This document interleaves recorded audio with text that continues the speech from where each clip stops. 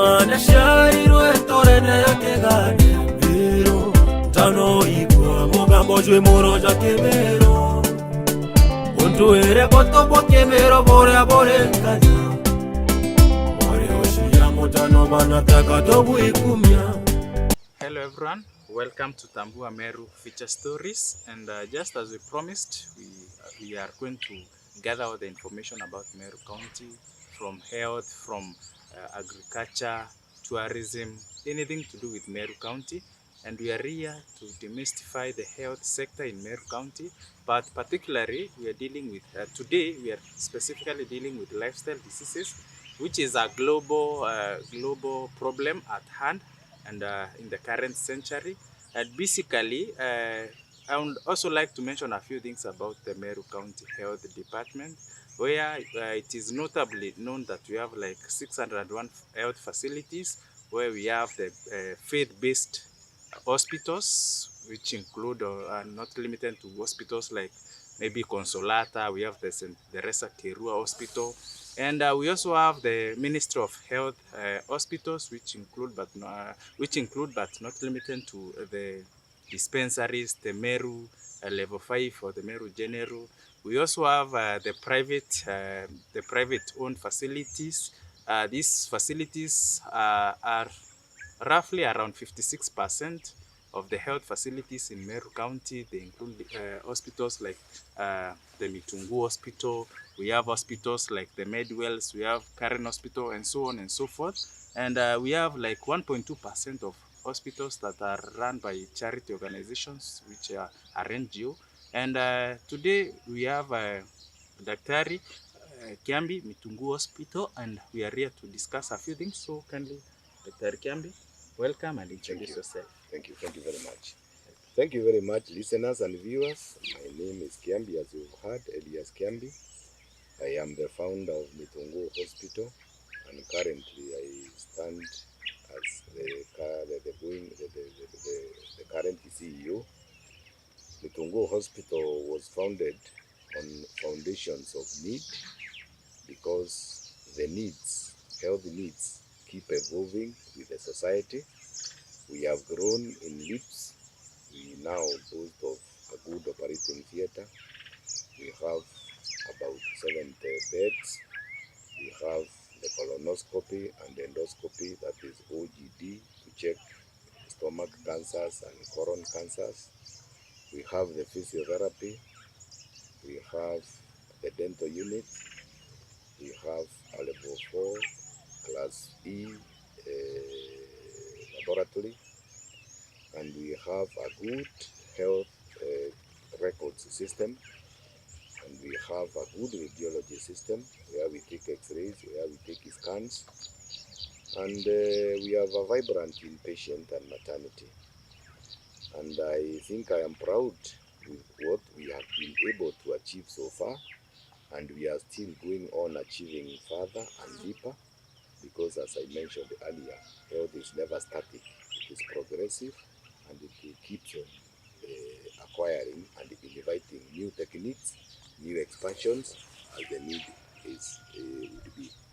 Thank you, Dr. Thank you. And we've mentioned about having the lifestyle diseases. The lifestyle diseases, basically, we know they are the diseases that relate with the way we live. So Yes. kindly, can you elaborate on what are these diseases in a layman's language at length? Yes. Yeah. Thank you very much. Lifestyle diseases are a class of diseases that come about, that stalk us because of how we live, because of what we eat and how we eat it, because of what we do and how we do it. Basically, that is the summary. Wow. And there are several of them. Yeah. And we will begin with the most common and the most talked about, diabetes. Yeah. That's one of the lifestyle diseases. The second lifestyle disease is hypertension. Yeah. And that's also widely talked about. Yeah. And the third lifestyle disease is cancer. And people actually sometimes do not know that cancer is mainly a lifestyle disease. Yes. And to an extent, another lifestyle disease is asthma. People also don't associate asthma with a lifestyle as a lifestyle with the lifestyle diseases. Yeah.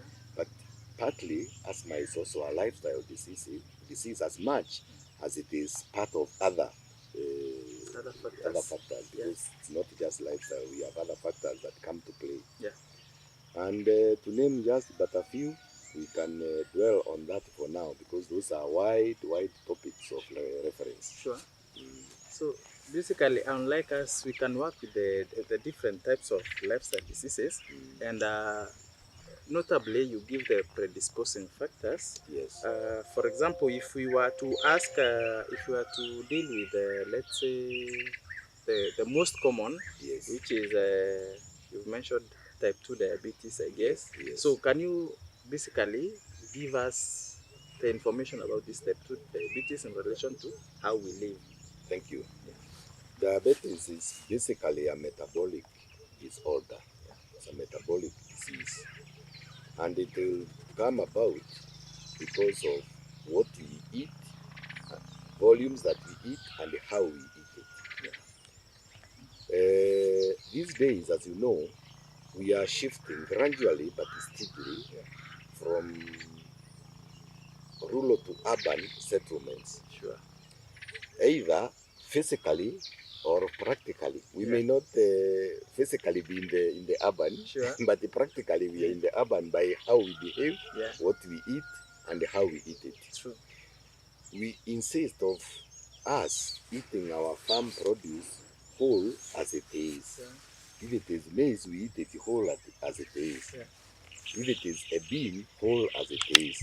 But you see, because of the lifestyles that we have adopted due to circumstances that surround us, we find ourselves eating the refined unga, the refined and packed meat, the bread that we buy sliced, because we will be least in our rural settings, and we will be most in the urban settings.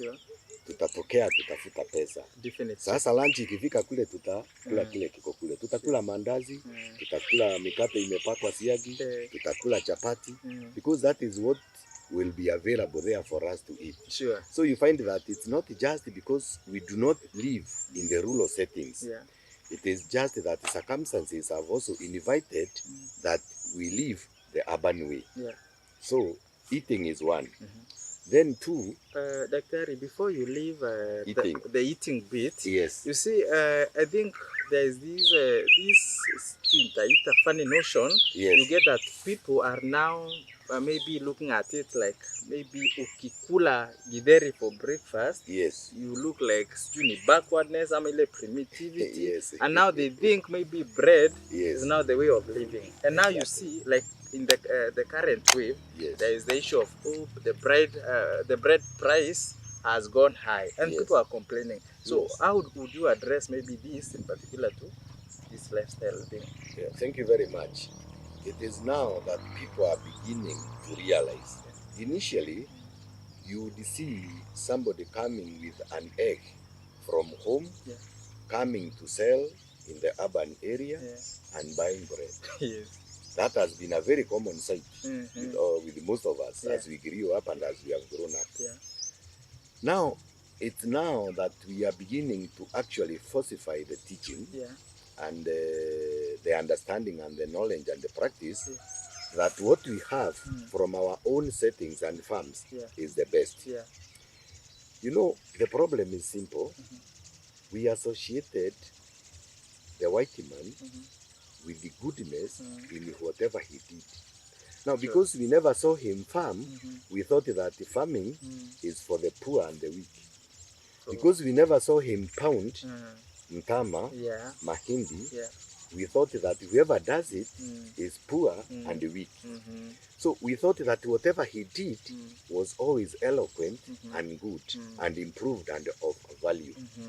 That is the notion that we have grown in. So the understanding and the feeling and the interpretation is that a sportsman cigarette is better than the Kiraiko I make because the sportsman will have emanated from the Mzungu. But you see, tobacco is tobacco, brother. Whether it is refined, whether it is not refined, whether it is filtered, it's not, the effects basically remain the same. So, it is the notion we have been having, a generational notion, because of the way we have grown up. They have always talked of Mzungu being perfect. They have talked of Mzungu being polished. They have talked of Mzungu being intelligent and a good discoverer. So we associate everything Western, everything Mzungu, to an eloquent and a valuable way of life. But for us to move out of that, we have to do a lot of teaching. And teachings are like what we are doing now. Teachings are what we should be doing in the churches. Teachings are what we should be doing at every opportunity in barazas. And we tell people the truth, that let us eat what we produce as much as once in a while we eat what is urban and refined. Good. But Dr. you've mentioned something to do with the refining. Yes. You said that the refined Kiraiko, which is now the cigarette, has the same effect with maybe the either you take Kiraiko, which is unrefined tobacco, or take a cigarette. Now, in the case of maybe Unga, because I'm a victim, basically I do farm maybe maize. And I'll go and sell my maize and go and buy maybe a certain jogo or maybe any refined unga. So now that you've said it's equally the same, now when it comes to food, is it the same that we have these fortified maybe meals or minerals from the refined unga, and now the unga that maybe I sold my maize and went to buy the unga? Yes, thank you very much. It is the same because it's the same maize. But in matters value, what we have from the farm, which is a whole grain, is better. Ukichukua mahindi yako ya shamba, usiage vile ilivyo, ugali yake is more nutritious than ugali ya ile unga tunanunua ya jogo. Actually, that's what we mean. Unaona mkate, for example, ile unga tunanunua, kuna hii inasifiwa sana kwa TV, ninaiona inaitwaje hii ya chapati, that one. Ukichukua ile na mimi nichukue ngano yangu nisiage na nipike hii ya kusiaga ya ngano yangu, na wewe upike hiyo ya kununua, zote ni chapati. But nutritionally, hii ya kusiaga from a whole grain is much more nutritious, digestive wise, and everything else. That's what we are saying. Okay, so I think basically people should at least know that as much as we really want to maybe adopt maybe the refined things, maybe the wazungu things, at least let us learn to balance. Maybe get kama ni ngwashi from your shamba, eat them. If we adopted that, believe you me, diseases will be cut by a good margin, a notable margin, and a respectable margin. So let's adopt it because it's a good practice. For breakfast, kula githeri. For example, me today in the morning at 5, that's when I eat my breakfast. And I did githeri. And I am not embarrassed or ashamed. That's what I did. And at my age, if you look at me, I'm quite okay. And I will take, for example, a whole month without ever tasting bread. But I have household members who will prefer bread for this or other reason. What we have mentioned plus other reasons. So they are free to take it. I'm free to take it again. But I will still keep on insisting and reminding them. As much as you take this, please leave some room for also this. Our farm produce. Ngwashi for breakfast, excellent. Roast bananas for breakfast, excellent. This is actually what we are saying, basically. And that is what we should practice. Ndoma for breakfast, excellent. Comparatively. If you choose to eat bread, okay, but know that ndoma would be better. That's what we are saying. We are not shunning that maybe we leave the no. That's not what we are. tukiwa na kiadho once in a while, tukiwa na sherehe, najua sherehe is when you taste what is not daily. Yeah, sure. You can take a soda, you can take a bottle of wine. That is not what you do daily. That is what sherehe means. You invite your psychology that this is a special occasion. Let's eat those. But daily, as a daily practice, as a daily nutritional menu, let's adopt it to our own local farms. Wow. That's actually what we are saying. Nice. And now you mentioned what we eat and how we eat. Yes. So maybe can you now elaborate further on how should we eat? Yes. Yeah. Thank you very much. Yeah. Let us eat a full breakfast that includes fruits. Let us top it up with some lunch. You know, if you take a full breakfast, lunch will minimally be required. You won't suffer it need so much. No. Then supper, we eat minimal or we do without. That is how the how now comes in. Okay, when it comes now to this balancing, yes, and basically we are now trying to balance the life that we are living, because I think sometimes back, most Marians, let me just use Marians, were majorly agrarian. So they would maybe eat maybe a whole plate of githeri, a whole maybe cup of uji or a whole bowl, probably because they knew they are going maybe to farm and all the energy will be used to them. But now, maybe people are looking at it that nimeamka nimeshiba, so why should I take maybe a plate of githeri? And now from home they go maybe to office. So how would you like maybe to explain to these people that they should know, or how should they access what they should eat in the morning? Yes. Maybe lunch and maybe evening. Because mtu anatoka kazi ya kuna njaa jioni, so hiyo ndio time anaweza pomoa this plate. Exactly. So now how do we balance this? First of all, is the way we arrange ourselves, the way we organize ourselves. You know, you are how your habits shape you.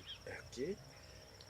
If you train yourself to eat in the morning and to sleep on an empty or on an almost empty stomach, believe you me, you will wake up hungry and in need of food.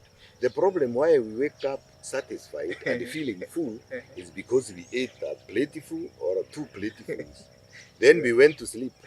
And then that food was excited by nothing because you just went and lay down. So it has not done much. You have also physically not done much. It is still intact the way you ate it. So in the morning when you wake up, no wonder you don't feel the need to eat. But sleep on an empty stomach. That's what I always advise anybody and everybody. Sleep on an empty stomach. My brother, tomorrow you will wake up feeling like eating. And that is the best way to invite an appetite. Appetite is invited by need. If there is no need for food in the morning, because it is still full in you, you won't need to take it at all. And you won't suffer any deficit. But the problem is that this food we eat as we go to bed is actually the food that gives us the healthy problems. Yes. Najua hii ni chakula inalala kwenda store. Haina kazi ya kufa. Hii ndio inafanya most of us to develop tummies. We put on unnecessary weight. We become sedentary. Sedentary lifestyle. Exactly.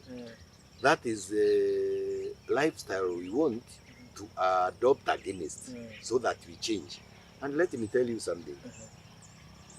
A habit is difficult to abolish. It's much easier to replace a habit with another, other than fighting to abolish it. So don't put away the habit of not eating, eating with complete not eating. Just change the eating, but you still eat. Eat in the morning and you see the need. Then, of course, quantities also should depend on what you do. Somebody who is always farming in the field will require less, will require more compared to a teacher who will teach. Compared to an officer who will be seated most of the time. Compared to an daktari who will not be moving so much or exercising so much. So it depends on your lifestyle and activity per se. And that's the teaching we basically keep on giving people on daily basis. So do you want to mean, or do you intend to say that obesity is part of the lifestyle diseases? Yes, obesity is one contributing factor of diabetes.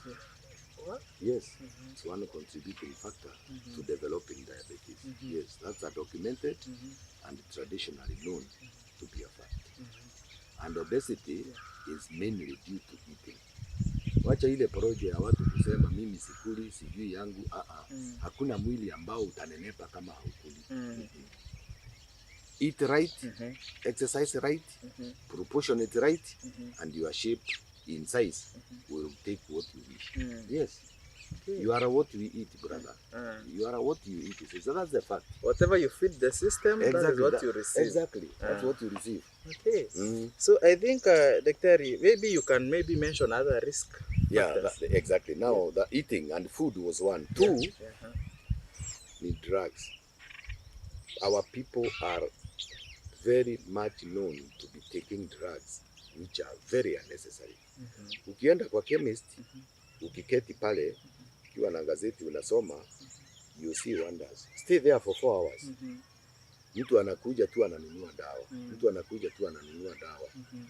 Most of them have not seen by any doctor, have not seen by any clinic officer, have not been seen by any physiotherapist, have not been seen simply by any health worker, any medic. They buy on their own because there is what they perceive to be a drug problem. Mostly it's not. Mostly it's not. So we will advise our own members to desist from taking a lot of unnecessary drugs. And there is a drug I always like mentioning. Hii dawa inaitwa dawa ya baridi. Dawa Meru. They call it in the native language dawa ya mpio. If you ask a Mumeru what mpio is, they say it is baridi. When you ask them what baridi actually is, they say it is pain in the back, pain in the shoulders, pain in the knees. But you see now that is not baridi. Hata ukienda coast, by the way, hii ugonjwa utaikuta tu. And Merus will carry their ugonjwa wa baridi everywhere they go. Even when they go to Northeastern, they will go asking for ugonjwa wa baridi. Na huko ni hot permanently. I worked there for 7 years, so I know. So they carry their own disease because the disease is in their mind, not in their physical clinical way. That is particularly Meru. That is particularly Meru. And in fact, I have interacted with very many communities. Northeastern, Merus of course, Kambas, Bantus, Kikuyus, Coasty people. It is only in Meru, and this is quite telling. It's only in Meru where we have a disease we call baridi. Only. Do your own research. You won't find the baridi even in Kambas here. You won't find the baridi. Even in Isiolus here, once you look where Merus are concentrated, utasikia baridi. Even it is a disease we call from I don't know where then, we call it baridi. And this has made us take unnecessary drugs because the understanding is that baridi ni kali sana haishi, which means you keep taking drugs against it. And because hii kuumia because of what we do, utakaa kutuletea maumivu hapa na pale, na zile kazi tunafanya. Kama umeshinda unachimba, kesho yake unaona hapa na pale. So don't say it's baridi, say ni uchovu. So stop taking drugs. Sometimes you only need just a rest. So fatigue is also a disease by itself. Kabisa. It's a disease by itself. But then please, let's stop calling them cold apart. Let's say they are fatigue diseases, they are overexhaustion diseases, they are diseases arising from what we are usually known to be doing.